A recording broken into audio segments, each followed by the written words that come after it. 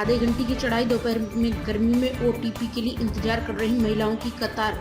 उनकी नजरें एक पेड़ से बंधे फोन पर टिकी है, एक बार सिग्नल मिलने की दुआ कर रही। यह है महाराष्ट्र के नंदुरबार जिले के आदिवासी बहुल इलाका। यहाँ डिजिटल कल्याण का सपना नेटवर्क की कमी की हकीकत से टकरा रहा है, जहाँ सैकड़ों लाभार्थी अपनी मासिक लाड़की बहन योजना का भुगतान पाने के लिए राज्य की अनिवार्य KYC प्रक्रिया पूरी करने की कोशिश कर रहे हैं। धड़गांव तालुका के खर्द गांव में महिलाएं सिग्नल पाने के लिए लगभग 30 मिनट तक पहाड़ी पर चढ़ती हैं। भामने समूह ग्राम पंचायत और खारदे खुर्द के 500 से ज्यादा लाभार्थी धूप में इंतजार करने को मजबूर है, इस उम्मीद में कि पेड़ पर बंधा उनका फोन किसी नेटवर्क से जुड़ जाए।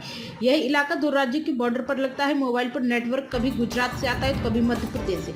मोबाइल में नेटवर्क की सफलता दर 5% से भी कम है। उल-गुलान फाउंडेशन नामक और गैर सरकारी संगठन के संस्थापक राकेश पवार ने कहा कि हमने यहां एक शिविर स्थापित किया। यह एकमात्र स्थान है जहां मोबाइल डेटा प्राप्त करता है, लेकिन अधिकांश समय सत्यापन विफल हो जाता है।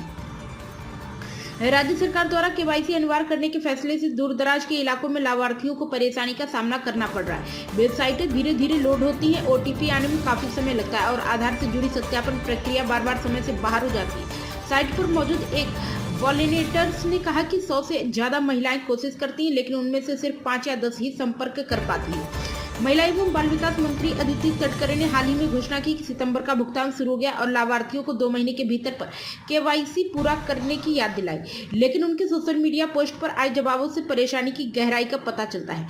एक यूजर ने पूछा कि उन महिलाओं का क्या जिनके पास पति या पिता की मृत्यु का या अलगाव के कारण का आधार नहीं। पुणे की माया डब्ल्यू ने कहा कि मुझे सितंबर की राशि मिल गई, लेकिन OTP नहीं आया। तटकरे ने आश्वासन दिया कि उनका विभाग OTP और डेटा संबंधी समस्याओं को ठीक करने के लिए काम कर रहा है।